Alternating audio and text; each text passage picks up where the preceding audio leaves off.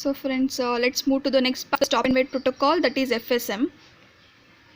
I hope you guys have understood the previous video. This is also a continuation of the same topic. Since the protocol is connection oriented protocol, both ends must be in established state. Let's see the sender side and receiver side one by one. Sender side. The sender initially is in the ready state and it can move to both ready state and blocking state. Ready state. When the sender is in the ready state, it waits for one event to occur, that if a request comes from the application layer, the sender will create packet with sequence number S and save a copy and send it and starts the timer. It save a copy because if the packet lost in between, then it needs to resend, right? So it saves the copy and it send it. Then the sender moves to the blocking state. In the blocking state, three events will occur. The first thing is, if error-free acknowledgement arrives with acknowledgement number +1, that is, if the receiver receives the packet safely and then it sends the acknowledgement expecting the next packet to send by the sender, then and that error-free acknowledgement arrives at the sender with S+1, then slide the send window forward and S becomes S+1 and stop the timer.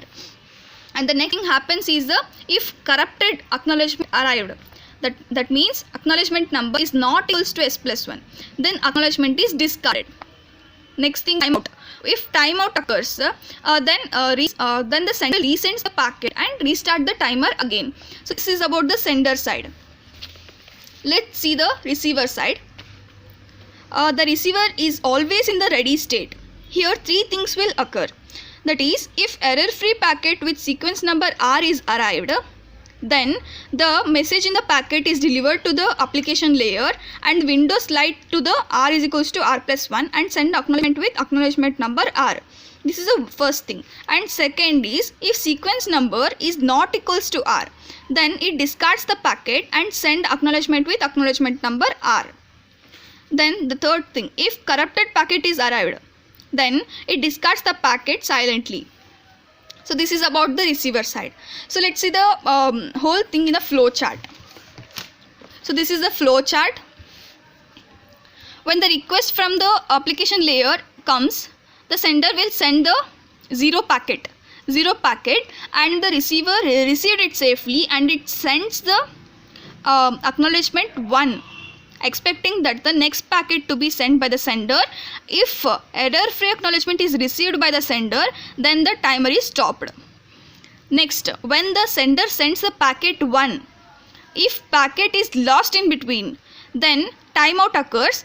If timeout occurs, then the sender will consider itself that the packet is lost in between and it sends the packet 1 once again and it is resent again, and the receiver sends the acknowledgement 0 to the sender. If error-free acknowledgement is received by the sender, then timer is stopped. And the third case, if the sender send zero packet and the receiver receives it safely and it sends acknowledgement of 1. If acknowledgement is lost in between, then timeout occurs and the sender will resend the packet again. The packet 0 is discarded as it is a duplicate. If acknowledgement is lost, then packet is discarded. Then it sends the acknowledgement to the sender once again. And if error-free acknowledgement is received at the receiver, then timer is stopped. So this is about the flow chart. Let's see the next part, that is efficiency. This protocol is inefficient if a channel is thick and long. By thick means we have large bandwidth, by long means round trip delay is long. The product of these two is called bandwidth delay product, which means when the sender sends the packet and it waits for an acknowledgement, the time it waits for acknowledgement is wasted there. So bandwidth delay product is defined as a measure that number of bits a sender can transmit through the system while waiting for an acknowledgement from the receiver. For example, if bandwidth of a line 1 megabytes per second and 1 bit takes 20 milliseconds for round trip, then the bandwidth delay product is a product of 1 megabytes per second and 20 milliseconds, that is 20,000 bits. the system can send 20,000 bits during the time it takes to send packet, wait and receive acknowledgement from receiver. That is, the system can send 20,000 bits while the whole process is taking place. That is, the sender sending the packet to the receiver and receiving safely, and the receiver sending the acknowledgement to the sender, and the error-free acknowledgement received by the receiver. The whole process which takes place is only in 1000 bits. At this time the system can send 20,000 bits. So the utilization is only 1000 by 20,000, which means only 5% is utilized. This is the reason why high bandwidth or long delay takes place. It wastes the capacity of the link. The only advantage of stop and wait protocol is its simplicity, and the disadvantage is that it cannot send packets at a time. That means if there are 1000 packets, it cannot send at a time. It has to be sent one by one.